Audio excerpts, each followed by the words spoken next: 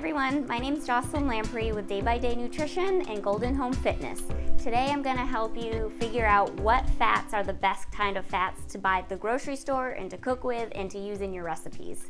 First though, I want to tell you why it's important to think about the different fats in the first place. There's 3 different kinds of fats I'm going to go over today, which are the main ones, and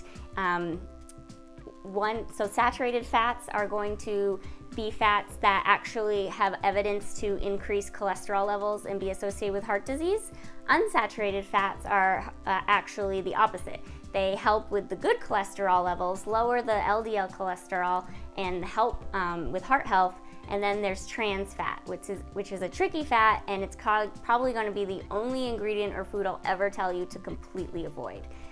So first, let's talk about saturated fats. Saturated fats are actually solid at room temperature. So that means it's going to be things like butter or lard, and yes, even coconut oil. So coconut oil is solid at room temperature, and it is completely a saturated fat. And I know there's a lot of health craze out there about coconut oil, and the reason that is because it might be minorly better than a saturated fat because it's considered a medium chain fatty acid versus a long chain fatty acid, but at the end of the day, it's a saturated fat and could contribute to LDL cholesterol levels. So you want to choose a different fat besides butter or coconut oil or even palm oil, which is also a saturated fat. So unsaturated fats are the good fats, and these are oils such as olive oil, liquid at room temperature, walnut oil, the nut oil or other nut oils. Also, like vegetable oil is considered unsaturated. Avocado oil is unsaturated. Flaxseed oil, or even fish oil. So those are unsaturated. They're liquid at room temperature due to their chemical properties, and they are considered better for your heart.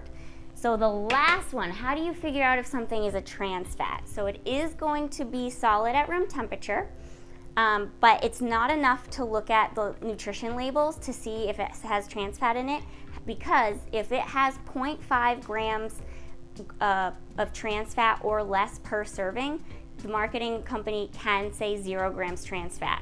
So things like Oreos or the Jif peanut butter, Skippy peanut butter, the normal ones, those actually usually have trans fat, even though they say zero. And the ingredient you have to look for on the ingredient label to know is partially hydrogenated oils. So it's a long few words to look for. Partially hydrogenated.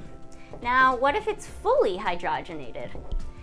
The rule of thumb there is that it might not be trans fat, but there are actually then some studies that show that fully hydrogenated oils are also relatively just as dangerous.